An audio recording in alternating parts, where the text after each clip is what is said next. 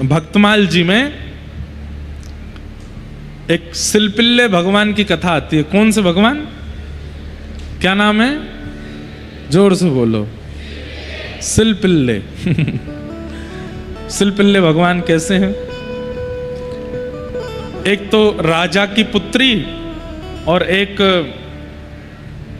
व्यापारी की पुत्री, दोनों मित्र थीं, आपस में सखी थीं एक दूसरे की। तो जो व्यापारी था उसके यहाँ पर एक संत आए थे, चातुर्मास किया। चातुर्मास में शालिग्राम भगवान की सेवा करते थे।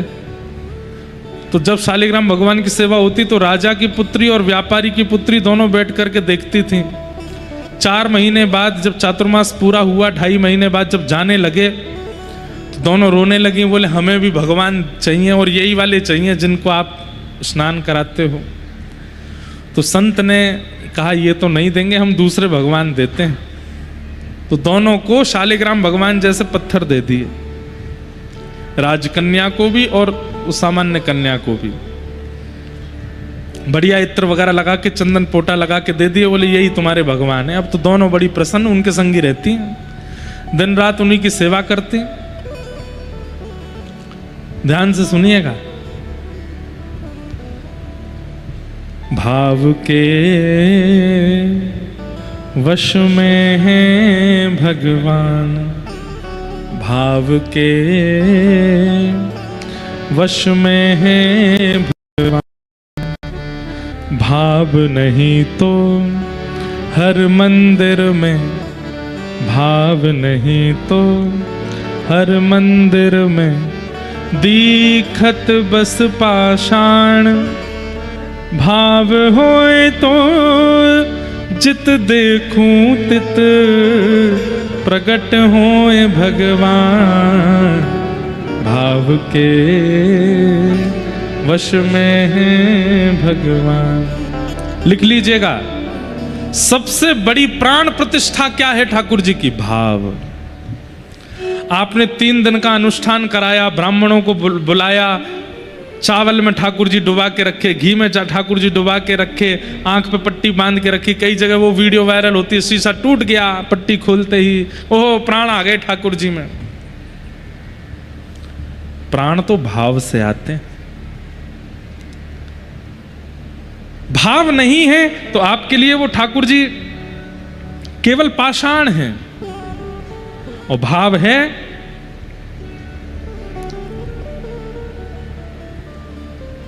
भाव होए तो जित देखूं तित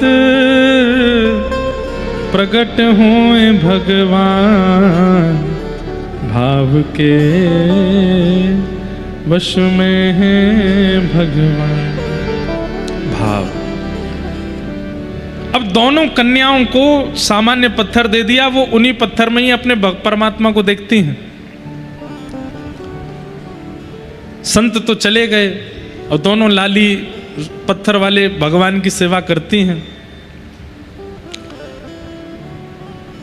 जो व्यापारी की कन्या थी, एक बार ऐसा हुआ कि व्यापारी का एक छोटा भाई था, भाइयों में आपस में बनती नहीं थी। तो छोटे भाई ने छल पूर्वक कुछ गुंडों के द्वारा बड़े भैया के यहाँ चोरी करवा दी और सारा सामान चोरी हो गया।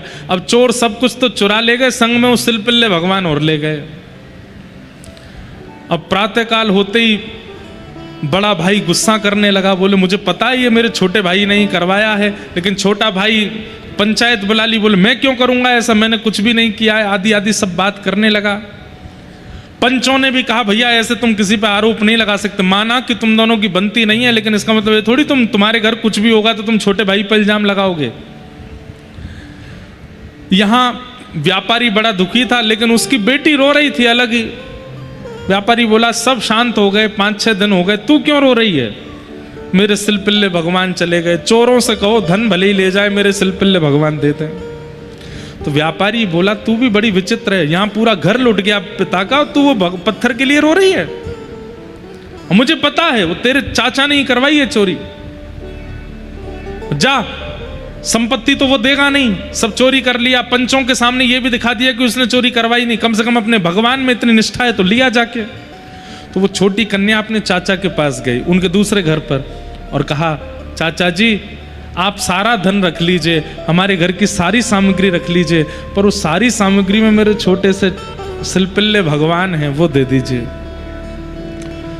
चाचा बोले, मैंने सबके सामने बिल्कुल प्रमाणित कर दिया है कि मैंने चोरी नहीं की, और तुम आकर के मेरे ऊपर इल्जाम लगा रहे हो। देखो चाचा जी, हमें पता है सब सामान आपके पास ही है, आप सब रख लो ना, बस मेरे भगवान दे दो। तो चाचा व्यंग में बोले, बड़ी सेवा करी तूने भगवान की, और तुझे ऐसा लगता है कि सब मेरे घर में, तो अब यहीं खड़े खड़े पुकार ले, इतने साल तो तूने सेवा करी, अगर तेरे परमात्मा तेरी सेवा से प्रसन्न होंगे खुद बाहर आ जाएंगे, बुला ले यहीं से। और क्या नाम है तेरे भगवान का? बोले सिलपिल्ले भगवान। नाम सुन के चाचा जोर जोर से हंसने लगा, बोले ये कोई नाम है भगवान का? गरुड़ध्वज भगवान होते हैं, सुदर्शन चक्रधारी भगवान होते हैं, मुरलीधर भगवान होते हैं, सिलपिल्ले भगवान? चल बुला ले यहीं से, अगर होंगे तो आ जाएंगे। दोनों भुजा उठा ली, नेत्रों से अश्रुपात करने लगी कन्या।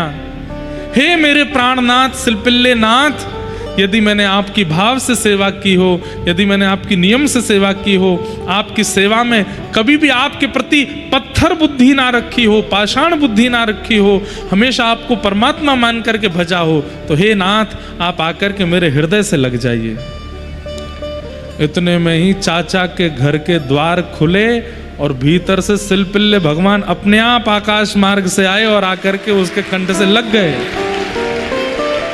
दो काम हो गए, एक तो ठाकुर जी वापस आ गए और पूरे नगर के आगे साबित हो गया कि चोरी चाचा नहीं करी है।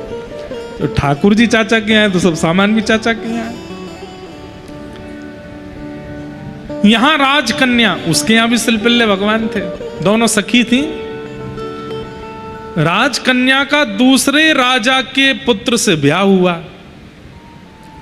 और ब्याह करके जैसे ही वो विदा होके जा रही थी, उसके पिता ने कहा, बेटी मैंने देने में कोई कमी तो नहीं छोड़ी है, कुछ कमी रह गई हो तो बता, तुझे और कुछ भी चाहिए हो तो। बोले मेरे सिलपिल्ले भगवान दे दो। तो राजकुमार जिससे ब्याह हुआ वो जोर जोर से हंसने लगा, बोले ये कौन है, ये सिलपिल्ले कौन है? तो राजकन्या जिसका ब्याह हुआ था वो बोली, देखिए आप मेरे शरीर के पति हो, आप मेरे देह के पति हो सकते हो, पर मेरे आत्मा के पति तो इस सिलपिल्ले ही हैं। आज के बाद इनके ऊपर उपहास मत करना। उस समय तो राजकुमार कुछ बोला नहीं, लेकिन चिढ़ गया। विदाई हो रही थी, पालकी में बैठ के वो कन्या जा रही थी। एक जगह कहीं पोखर तालाब पड़ा तो सब रुके, बाराती सब रुक के भोजन प्रसाद पा रहे थे, सब बाहर आ गए, लेकिन वो कन्या पालकी में बैठी अपने सिलपिल्ले भगवान से बात कर रही थी। आम खाओगे? केला लाऊं आपके लिए? सेब अमनिया करवा दूं? भूख लगी होगी ना, बस थोड़ी देर में पहुंच जाएंगे, फिर वहां जाके तो हम भोजन करेंगे ही। भैया ये हेलीकॉप्टर लैंड करवा लो, और जब कोई कीर्तन भजन हो तभी इसको उड़ाइएगा।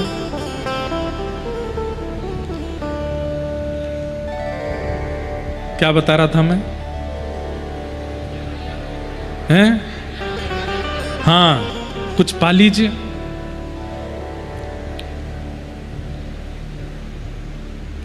इतने में ही वो राजा आया, राजकुमार जिससे ब्याह हुआ, और भीतर आकर के पालकी में बैठ गया। बोले मुझसे बात करो, मैं तुम्हारा पति हूं, क्या पत्थरों से बात करती हो? तो लड़ने लगी। बोले खबरदार इनको पत्थर मत बोलना, तुम पहले ही उपहास कर चुके हो। आदि आदि दोनों में थोड़ी नोक झोंक हो गई। तो राजकुमार ने कहा, ये तेरा पति है, ये तेरा प्राणनाथ है? बोले हाँ। तो राजकुमार ने उठा करके उस सरोवर में फेंक दिया। ले तेरा प्राणनाथ मर गया, अब तुम उससे बात करना पड़ेगा, अब तो मैं ही हूं तेरा, और तो कोई है नहीं।